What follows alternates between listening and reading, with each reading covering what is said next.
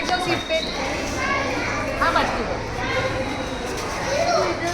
नहीं बैठो. बैठो बैठो बैठो.